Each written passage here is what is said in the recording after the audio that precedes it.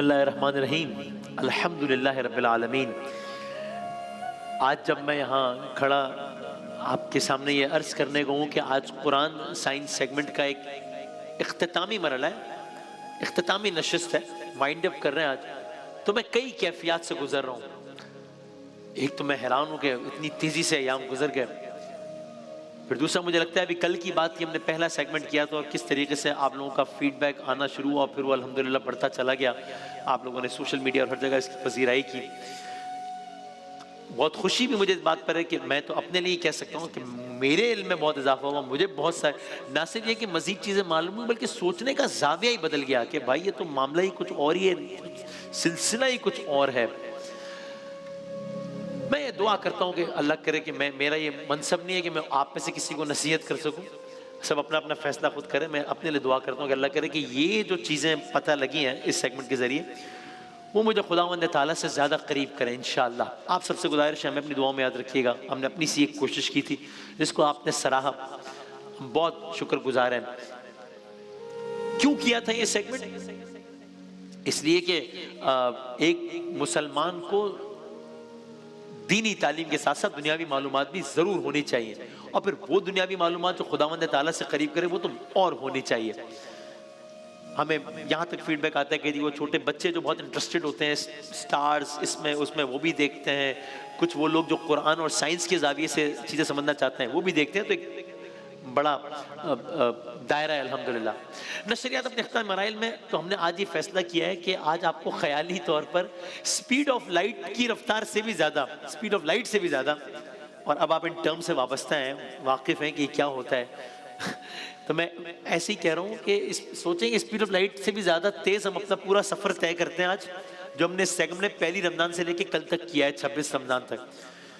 क्योंकि जितनी बड़ी कायनात है, जिन जिन सैयारों का, जिन जगहों का हमने अहाता 26 दिनों में किया है, उन्हें आज एक दिन में मुकम्मल करने के लिए ज़रूरी है कि हम स्पीड ऑफ लाइट से भी ज़्यादा तेज़ चलें। शायद तभी कवर करना पॉसिबल होगा। लेकिन जैसा मैंने कहा, सफ़र पर जाने से पहले ये बात कि हम ज़मीन पर रहते हुए अचानक से खलाओं में क्यों चले गए, तो बहुत सारी वजूहात थी। आइए जरा कुछ पुरानी आयत का सबसे पहले सहारा लेते हैं कि हम खलाओं की बात क्यों की। इस सवाल का जवाब देने के लिए आपके सामने एक कुरान करीम की एक आयत सूरह निसा और उसका तर्जुमा और मफहूम यह है कि जिसमें फरमाया क्या ये लोग कुरान पर गौर नहीं करते। क्योंकि मैं हम हैरान हूं ना, अच्छा कुरान में ये भी लिखा है, अच्छा ये भी लिखा है, और सीरियसली अच्छा ये भी लिखा हुआ है। तो उसी कुरान में जहां ये आयत नजर से गुजरी, बिस्मिल्लाहिर्रहमानिर्रहीम, इन्ना नहनु नज़्ज़लना ज़िक्रा व इन्ना लहू लहाफ़िज़ून, हमने जिक्र को नाजिल किया, इसकी हिफाजत करने वाले भी हम हैं, तहरीफ से मुबर्रा है, पाक है, बेहतरीन किताब है। तो वही एक आयत का मफहूम ये भी गुजरा कि क्या ये लोग कुरान पर गौर नहीं करते।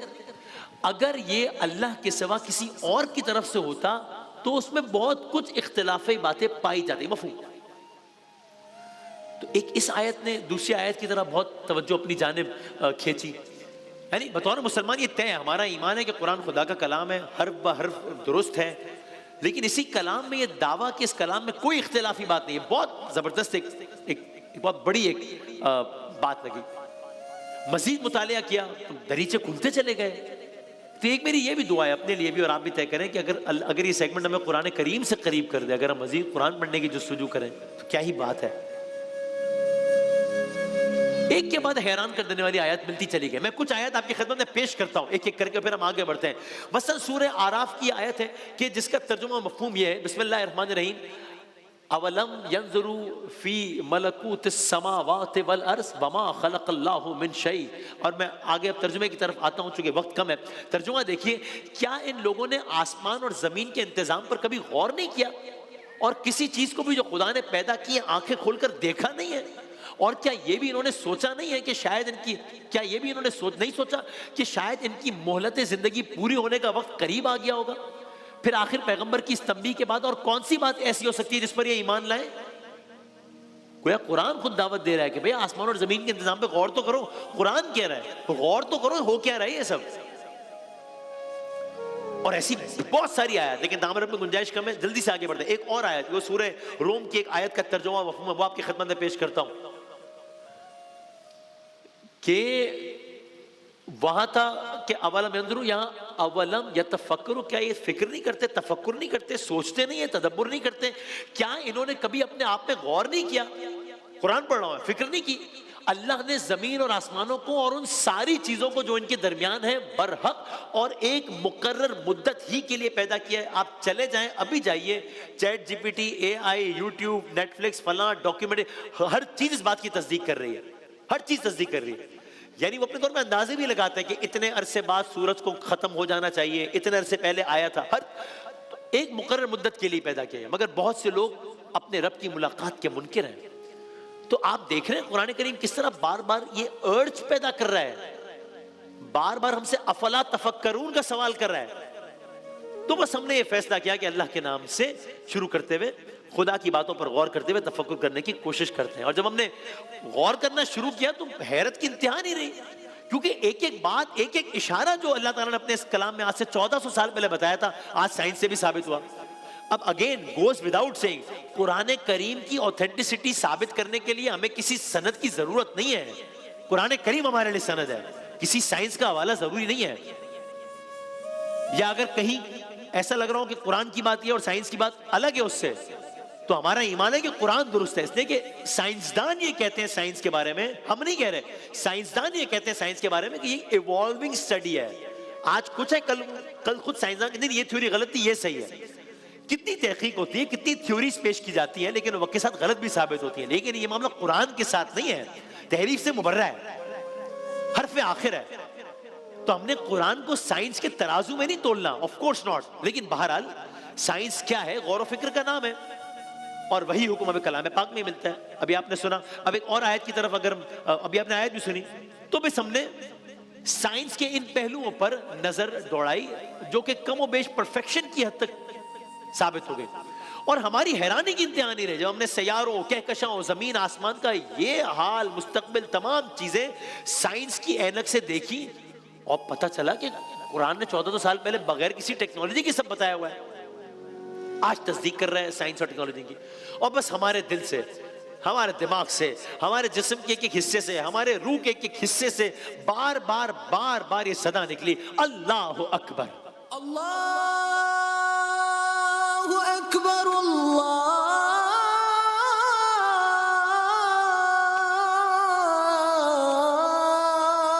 अकबर। बल्कि मुझे कह लेने दीजिए, ऐसा लग रहा है अल्लाह ताला इंसान को इस कदर इल्म दे इसलिए रहा है कि हर शख्स जब कायनात के इन राजों से वाकिफ हो जाए तो उसके मुंह से बेख्तियार निकले, कोई तो है जो निजाम हस्ती चला रहा है, कोई खुदा है। बस हमने शान रमजान 2025 के कुरान और साइंस का आगाज, अब जरा क्विक रिकैप, आइए हमने आगाज यकम रमजान की तरफ आइए। हमने आगाज इस बात से किया कि कायनात है कितनी बड़ी, इस मासूमाना सवाल से आगाज किया। जवाब ये मिला कि पता ही नहीं है, नहीं पता। मुझे याद है हमने वो बीबीसी की खबर का हवाला दिया था जिसमें जो कि ताजा खबर है, वो था कायनात कितनी बड़ी है एक मुअम्मा, यही नहीं पता कि है कितनी बड़ी भाई। इसलिए कि साइंस आज तक ये जवाब तलाश ही नहीं कर पाई। और इसकी एक वजह यह है कि यूनिवर्स इज एक्सपैंडिंग, हर लम्हे को फैल रही है।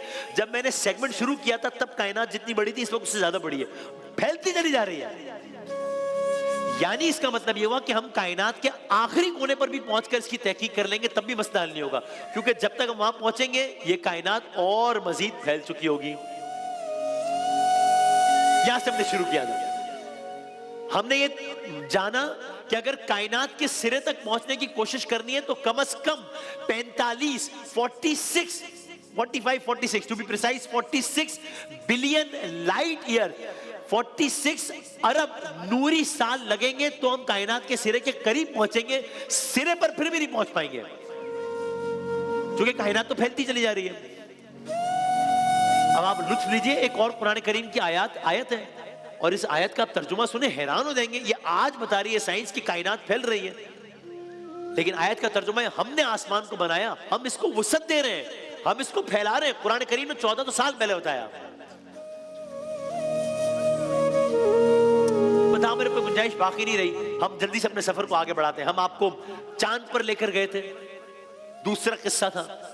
हमने आपकी खिदमत में अर्ज किया कि किस तरह ये चांद जो हमें देखने में इतना पुरसुकून खामोश नजर आता है, क्या कयामत बरपा है। ये बना कैसे था, अरबों साल पहले बना दो सैयारे आपस में टकराए और उसके टकराने से एक चट्टान बनी, वही चट्टान चांद है। उस चांद से हमारी जमीन ऐसी दिखती है। आप देखते हैं ना जमीन से चांद कैसे दिखता है, चांद से जमीन ऐसे दिखती है। हमने आपकी खिदमत में अर्ज किया कि अल्लाह ताला ने कितना कैलकुलेटेड सारा सिस्टम किया हुआ है। अश-शम्सु वल क़मरु बिहुस्बान, सूरज और चांद सब एक हिसाब से चल रहे हैं, वहीं पर है जहां होना चाहिए। अगर यही चांद जमीन के करीब आ जाए तो क्या होगा? हमने आपकी खिदमत में अर्ज किया था, यही चांद जमीन से करीब आ जाए, जमीन फटना शुरू हो जाएगी, जमीन आग उगलना शुरू कर देगी, जमीन में लावे बहना शुरू हो जाएंगे, शहर डूबना शुरू हो जाएंगे, दरियाओं में तुगयानी आ जाएगी, हर तरफ सुनामी आ जाएगी। भाई किस्सा मुख्तसर है कि दुनिया खत्म हो जाएगी, everything on earth would die.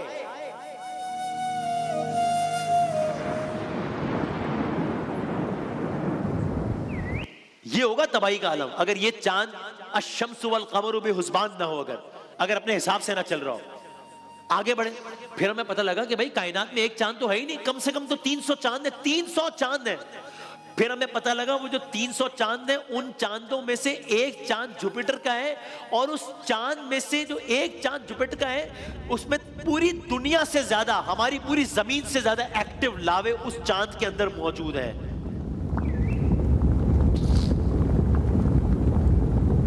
एक चांद के अंदर पूरी जमीन से ज्यादा आग बरस रही है। पूरी जमीन में एक वक्त में 50 लावे एक्टिव होते हैं।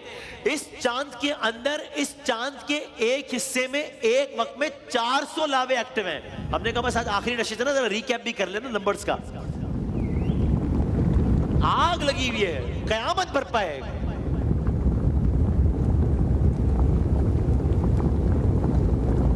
फिर हम वहां से निकले, हम मर्क्यूरी गए। जब मर्क्यूरी गए तो मालूम हुआ वहां का एक दिन हमारी दुनिया के मुकाबले में 250 दिन जितना है। एक तरफ आग लगी हुई है, एक तरफ लावा उबल रहा है, और दूसरी तरफ कभी ना पिघलने वाली बर्फ मौजूद है जो अरबों सालों से मौजूद है। अजीब, एक तरफ आग का दरिया है, एक तरफ बर्फ ही बर्फ है। अरबों साल से यही चल रहा है, आग आग आग, बर्फ बर्फ बर्फ। हम आगे बढ़े, वीनस की तरफ गए। किस्सा ही अलग था। हमने उलमा से सुना कि जब कयामत आएगी तो उसकी एक निशानी होगी कि सूरज मगरिब से तुलू होगा। समझ नहीं आया कि ऐसा कैसे हो सकता है। ईमान तो था, है, जाहिर है, लेकिन ये कैसे, क्या होगा? सूरज क्या है, उल्टा कैसे तुलू होगा? लेकिन जब यहां गए तो मालूम हुआ कि भाई ये होगा नहीं, ये हो रहा है। इस सैयारे पर रोजाना सूरज हमारी जमीन के मुकाबले में उल्टा तुलू होता है, उल्टा गुरूब होता है। जहां सारे सैयारे सूरज के गिर्द एंटी क्लॉकवाइज अगर घूम रहे हैं तो एक क्लॉकवाइज घूम रहा है, तो सूरज उल्टा निकल रहा है वहां पे। यहां का एक दिन यहां के एक साल से ज्यादा बड़ा है। Can you believe it? दिन छोटा है, साल बड़ा है। हमारी डेफिनेशन जो है दिन और साल की, उसके मुताबिक वीनस का एक दिन है 243 डेज का हमारे, जबकि उसका एक साल 225 दिनों का है हमारे। अजीब, समझ ही ना आए बंदे को। हैरानी का सिलसिला यहां भी खत्म नहीं हुआ, बल्कि हम हिलकर रह गए, हमारा वजूद कांप गया जब हमें यह मालूम हुआ कि यहां सिर्फ यह मसला नहीं है कि वहां जमीन पे बारिश होती है, जमीन पे बादल बरसते हैं, लेकिन ये जो सैयारा है यहां तेजाब के बादल हैं, तेजाब के बादल।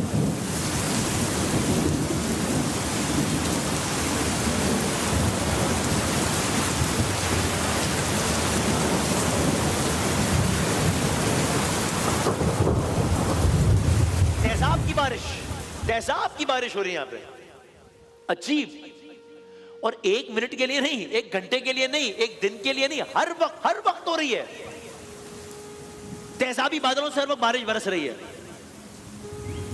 वक्त में तेजी से आगे बढ़ते हैं। एक क्विक रिकैप है। आज हम यहां से निकले, मार्स पर पहुंचे, फिर हैरान, तूफान है वहां पे, तूफान बरपा है, और इतना बड़ा तूफान है कि पूरा सैयारा ही तूफान की लपेट में, यानी फर्ज करें पूरी जमीन में तूफान आया हुआ है, पूरी जमीन पे।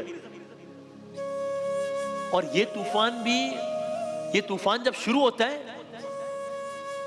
तो ये एक घंटा नहीं जारी रहता, ये एक दिन भी जारी नहीं रहता, ये महीनों जारी रहता है, तूफान ही खत्म नहीं होता।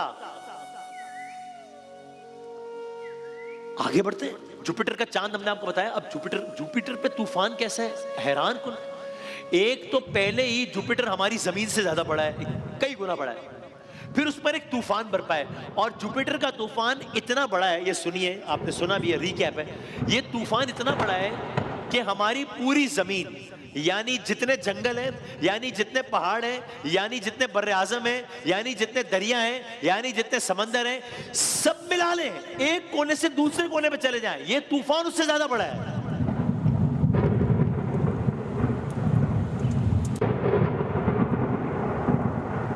हम आगे बढ़े, हम एक और सैयारे की तरफ चल दिए, सैटर्न कहते हैं इसे।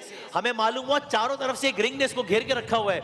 ये रिंग जर्रात पर मबनी अरबों बर्फ और चट्टान के टुकड़ों से बनी हुई है, और उस सैयारे की कोई सतह ही नहीं है। यानी ये सतह होती है ना जिसकी पैर रखना है, हाथ रखना है, सतह ही नहीं है, गैस का गुब्बारा है।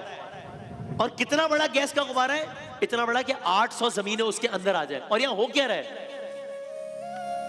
यहां अजब मंजर हो रहा है, इस सैयारे पर हीरों की बारिश हो रही है, हीरे बरस रहे हैं यहां पे।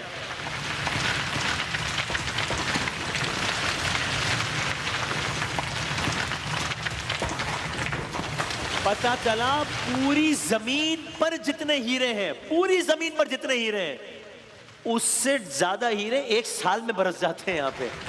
उसके खजाने में क्या कमी है?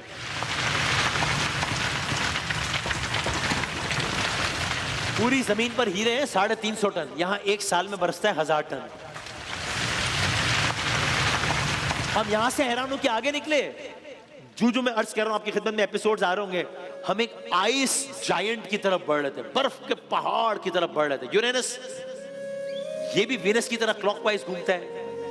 दुनिया के मुकाबले में कंपेयर करें, यहां का एक साल 84 साल में मुकम्मल होता है। यहां सूरज की रोशनी पहुंचने में 2.25 घंटे लग जाते हैं, इतना दूर है सूरज, 2.25 घंटे लग जाते हैं, बर्फ ही बर्फ है।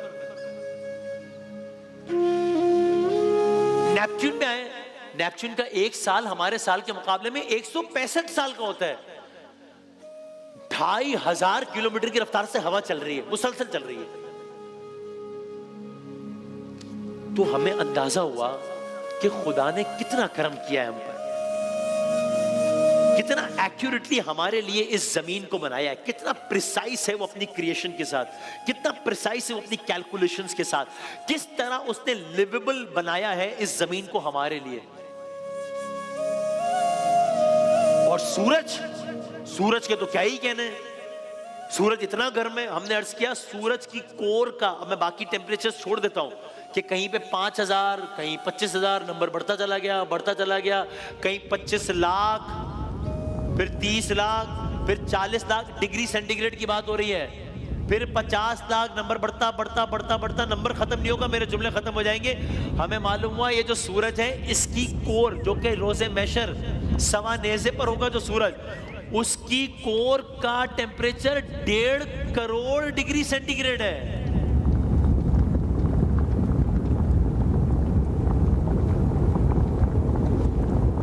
इतनी आग बरसा रहा है ये। फिर मालूम हुआ कि लेकिन इससे भी ज्यादा गर्म मकामात कायनात में मौजूद हैं। ब्लैक होल्स का हमने तफसील से तस्करा नहीं कर सके, हमने ज़िम्नन तस्करा किया था। मालूम हुआ एक ब्लैक होल सूरज के मुकाबले में 500 ट्रिलियन गुना ज्यादा रोशनी खारिज करता है। फिर पता चला कि सूरज तो ये है, लेकिन भाई सूरज एक नहीं है। हमारी कहकशाओं में सूरज जैसे, हमारी कहकशा में सूरज जैसे 200 से 400 अरब सितारे मौजूद हैं, और कायनात में ऐसी 2 खरब कहकशाएं हैं। समझ नहीं आई कि वो क्या रहा है।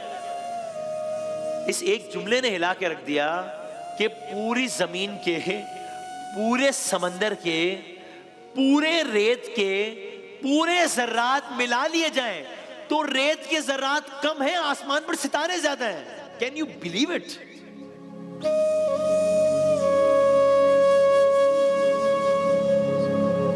और फिर हम खलाओं का सफर तय करते करते वापस आए जमीन पर। जमीन में हम दाखिल हो गए अमेज़न में। पूरी दुनिया के लिए लंग्स का काम कर रहा है, पूरी दुनिया का गोया एयर कंडीशनर है, पूरी दुनिया का टेम्परेचर मेंटेन करने में अपना पार्ट प्ले कर रहा है। एक अलग दुनिया इसके अंदर आबाद है।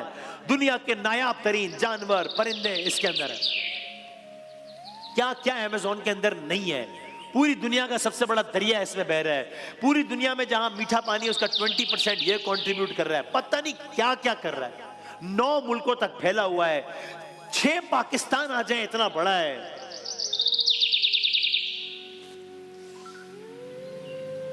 वक्त खत्म हो गया है।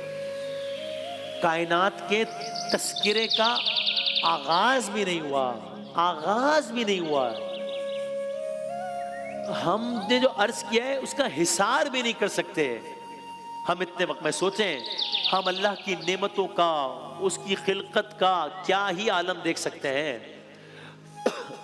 हम ये नहीं बता पा रहे कि उसकी नेमतें हैं क्या क्या, उसका शुक्र क्या अदा करेंगे। तो बस पिछले 1 महीने में हमने सब कुछ अर्ज किया आपकी खिदमत में, ताकि कोशिश करें कि एक नया ज़ाविया आपके सामने आए। और अभी इस दास्तान का, मैं आखिरी दिन कह रहा हूं कि अभी इस दास्तान का आगाज है। अजीब बात है, अभी इस दास्तान का आगाज है। तो इस दास्तान ने जो यहां से शुरू हुई है, कहां तक जाना है, ये अगले साल अर्ज करेंगे इंशाअल्लाह।